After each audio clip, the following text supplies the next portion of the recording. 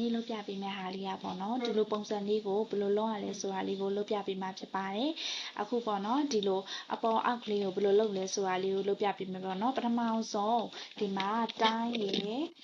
ဒိတ်ရယ်ဆိုပြီးတော့ရေးလိုက်ပါမယ်ပြီးသွားပြီဆိုရင်ဒီလိုပုံစံလေးဖြစ်အောင်ဘယ်လိုလုပ်မလဲဆိုတော့ဒီ home လေးอ่ะပေါ့နော် home လေးကဒီ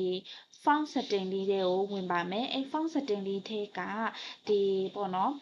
အရင်ဦးဆုံးဒီတိုင်းလေးကိုအောက်ချမယ်ပေါ့နော်အဲဆိုတိုင်းလေးကိုအရင် select မှတ်မယ်ပြီးတော့ရင် home ထဲက font setting လေးဘေးနာတောင်းမြားလေးကိုဝင်ပြီးသွားရင်ဆိုရင် set script ကိုနှိပ်မယ်ပေါ့နော်အဲ့ဒါကိုနှိပ်လိုက်ရင်သူကအောက်ကိုကျသွားမယ်ပေါ့နော်ပြီးတော့ဆို date ကလေးကိုကြာတော့အပေါ် digital ဆိုရင် date ကလေးကို select မှတ်မယ်ပြီးတော့ရင်ဆိုရင် home ထဲက font setting လေးရှိရဲ့အဲ့ထဲကသွားပြီးတော့super script ကလေးကိုနှိပ်လိုက်သူကအပေါ်တက်သွားမယ်ပေါ့နော်အဲ့လိုမျိုးဖြစ်သွားပြီဆိုဒီလို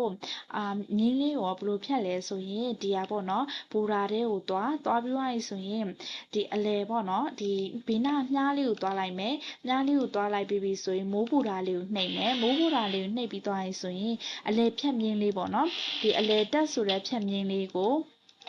အရင်နှိပ်မယ်ပေါ့နော်တက်ဆိုတဲ့ဖြတ်မြင်းလေးကိုဒီလိုပုံစံလေးနှိပ်လိုက်ရင်သူ့မှာကဒီလိုဝင်သွားရောဒါပေမဲ့